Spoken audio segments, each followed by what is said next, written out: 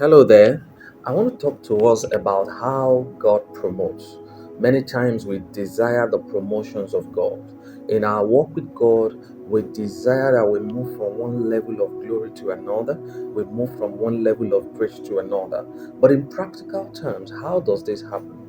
There are three main things that God uses to promote you. Number one is test, number two, trials, number three, temptations. So for you to be promoted by God, for you to get the promotions of God, number one, you must pass the test of God. In Genesis 22, verses 1 to 3, it says, "And it came to pass after this thing, God did test Abraham." That the word "tent" in the King James is supposed to be rendered test. That's why if you look at the New King James actually corrected it and says what? Test. So God did test Abraham and said unto him, Abraham, and he said, Behold, here am I.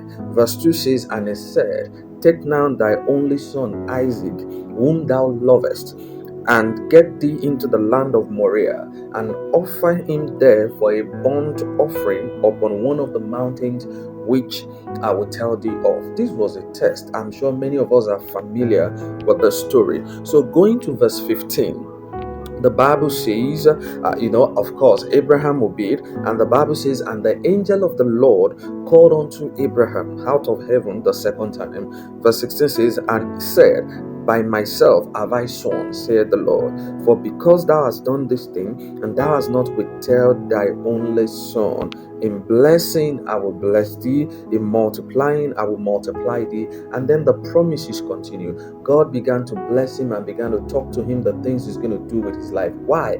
Because he passed the test of God. The second means is this: you must pass the temptations of the devil.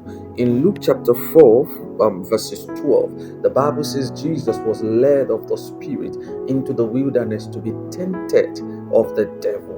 Jesus was just about to start ministry, and then he was led of the Spirit to be tempted of the devil.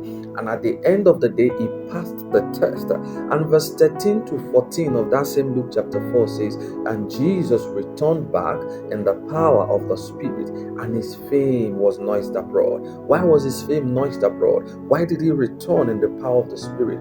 Because he passed the temptations of the devil. And then lastly, by passing the trials of life.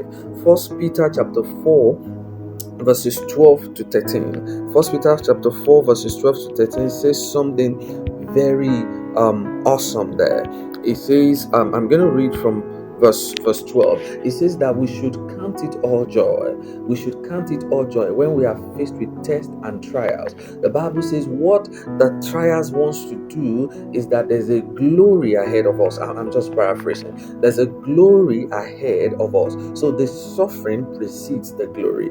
So for you to be promoted by God, for you to be tested and trusted, for God to be able to say that this is my beloved son in whom I'm well pleased, you must pass the tests of God, you must pass the temptations of the devil, and you must pass the trials of life.